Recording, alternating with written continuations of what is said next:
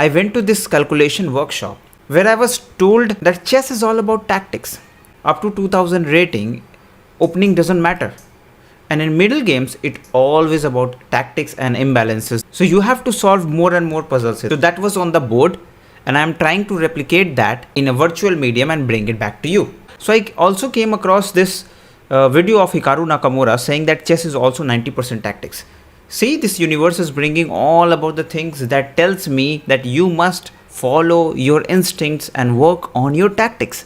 And here I am solving these puzzles for you, bringing all those learnings from that workshop, and I'll be telling you the thinking process as well. So when I saw this puzzle for the first time, what I thought, what was my thinking process? I was thinking, okay, this bishop is controlling g7 and e7. So in case this king run away, the king won't be able to come up. Alright, this was my first observation. The second observation was that this bishop is cutting this diagonal, and when you add this with this rook here, checkmate comes along. But what is the problem? The problem is this pawn chain here. If I sacrifice my rook here, then he has to take with this pawn, and then when I take this rook opening this line, he has to take this with this knight here. This calculation do not end here, and then I'll switch my queen here, threatening checkmate. Also, I'm threatening to capture the knight as well. But I learned that you should not calculate your moves, your side of moves, and get very excited, because you have to calculate your opponent moves as well. If I take this with the rook and then the pawn captures, I take another with my rook and then this knight captures, I goes with my queen to h6 threatening mate, the knight is here, and now the knight is defending g7. You can't go in there, because then in that case you will lose your bishop or the queen. When you capture with the queen, the black will simply capture with the knight, and when you take it back with the bishop, the king would capture. So you have lost a queen and a bishop for a knight, and that won't help when this rook can come to e5 and guard this here. Oh my god, all my calculation was going into vain. But then, right then, I got an idea. This knight is all the root of my problem. I have to eliminate it. Then the second calculation I went into is that what if I capture it? And just when I look at it, I got to know that this knight was actually attacking the king. That's a rookie mistake, because when I started, what I did, I was looking at this half of the board, because the puzzle came to me and I was suddenly looking at the mate attacks, because we were told it is going to be a mate. So now when it appeared to me that this knight is actually putting a threat to my king, I now have an idea to eliminate this knight first, because if I don't eliminate it, I have to move my king, and that gives the black a tempo to save his king somewhere. Now what should I do?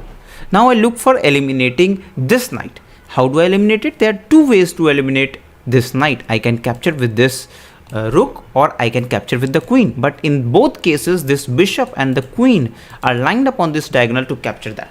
If I take with the rook, they will simply take with the bishop, and when I take with the queen will come out and capture it. So that's a completely loss. Now what my intuition is saying, my intuition was saying that somehow there is a mate that involves these two rooks, or maybe this rook has to sacrifice and then this rook comes into action. But how? I saw that the number of pieces are almost same. There are 5 minor pieces for the white and 5 minor pieces for the black. And then I calculated for the queen sacrifice. Why? Because this knight is causing all the problems in here. Here my bishop and the rook is collaborating so well to put in a mate threat, and this knight is just restricting it.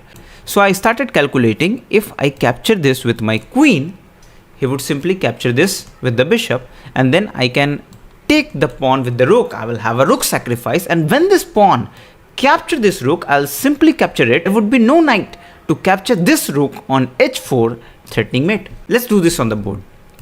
Now suppose I give a queen sacrifice, and then the bishop comes along and takes the queen. I can simply do a rook sacrifice here, and when pawn captures, I capture it with the rook. Just look at this position.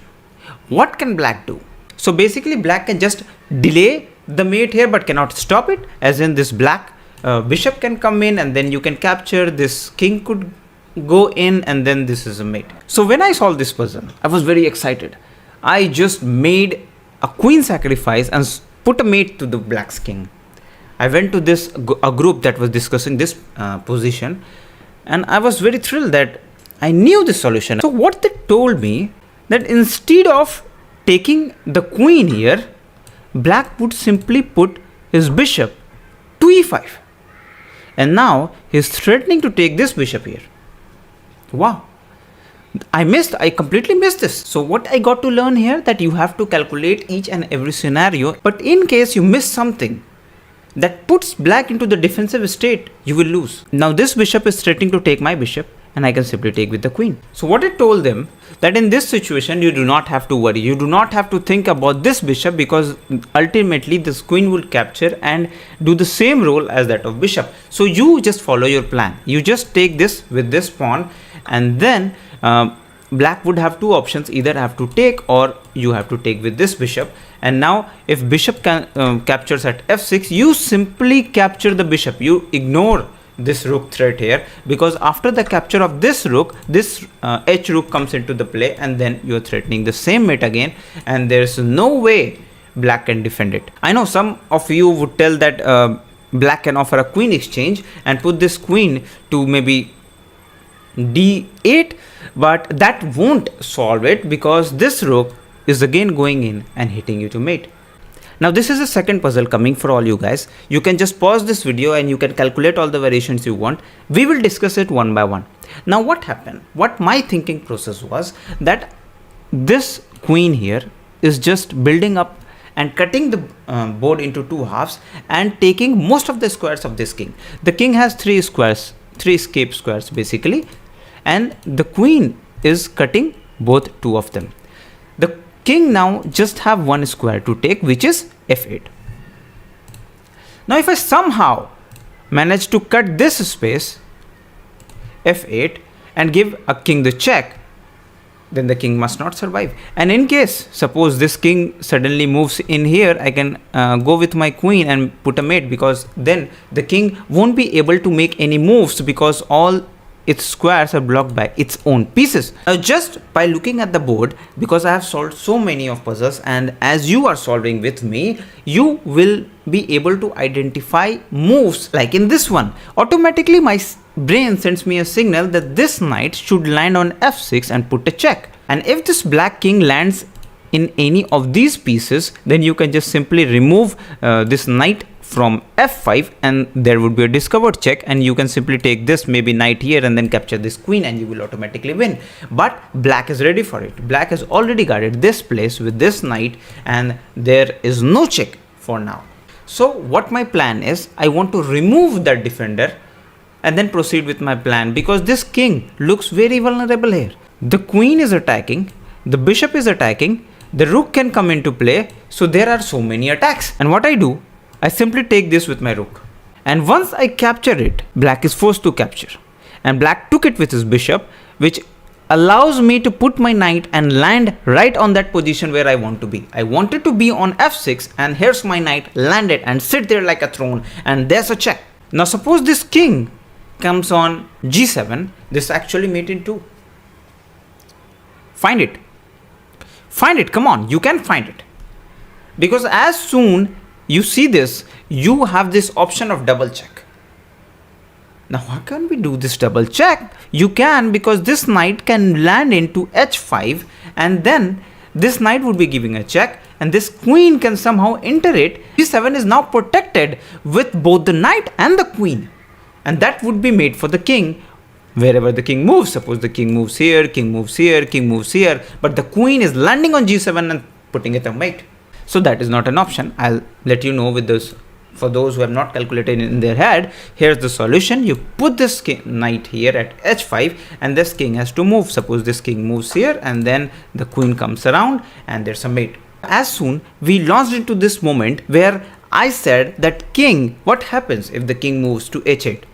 Now suddenly one boy jumps out and said that there's no change in the condition, because these two positions are actually blocked by the queen. So that would offer a check again when this knight moves to h5. But will it work? That is what I asked him. He just said yes, he's working because this queen is ready to land on h7 wherever the king moves. I said let's do it, and when this knight lands on h5, he said what can black do? Black can come around to g8 and this queen will be mating him. But then I shouted, wait a minute, let's go back. Is there another resource for black that you missed? And he thought for a minute and he came up with this response. He was 1700 rated and he came up with this response on his own that yes, this pawn can be pushed. e5, what a move. Now this queen cannot capture it because this is overprotected with the rook and the queen. The king is pretty safe in there because this knight has to move, and now the black who is one actually winning. Now there's actually a way for white to win. Can you find it? It's just we do not give the opportunity to black to push e5. The knight is in the way of this queen, threatening a check to this king. So it means the moment the knight moves, there would be a discovered attack. So knight moves to d5 and there's a check. Now the king must move, and there you go with the queen. The rook can capture it, but you have just simply given a piece and you have collected the whole queen. And there you go, you win. Now it comes down to the third position where this black king can move, and that is king moves to f8. Now that is actually arguably the best way that black can proceed with this position. Now we were still told to find out this move because black is still losing. Now the king is safe of the discovered attacks. How would you proceed? Now if you are playing white and you said that this knight would move to h5, threatening this queen to comes down to h8, and that would be a mate for the black, then my friend, you are wrong and you lose as white. Why so? And you're still asking this question? The answer to your question, my friend, is that the same thing we have discussed before, and it happens to all of us. You remember this move, one move before, and now you forget it completely because now again this e5 move will push, and now the same situation will arrive. You push this knight to h5 and he will push this pawn here, and this black is suddenly winning because this diagonal is completely blocked. Your knight is under attack, and now white, as a white, you cannot do anything. Oh, come on, tell us the solution. So the solution, my friend, is this. The knight simply has to move somewhere to a place where it can actually attack one of the major pieces, being the queen here. And you can simply switch your knight to d5 where it attacks the queen and enables your queen, the white queen, to move to h8, threatening this mate. Now the king has to do something. To stop this mate, the king has to move, and then you can simply capture this queen over here, and then you can attack the king as well. So the rook has to capture it. You have again benefited out of it. You have captured the queen for a knight, and you will surely win off with this. Unless, who knows, you will blunder your queen away and you will lose.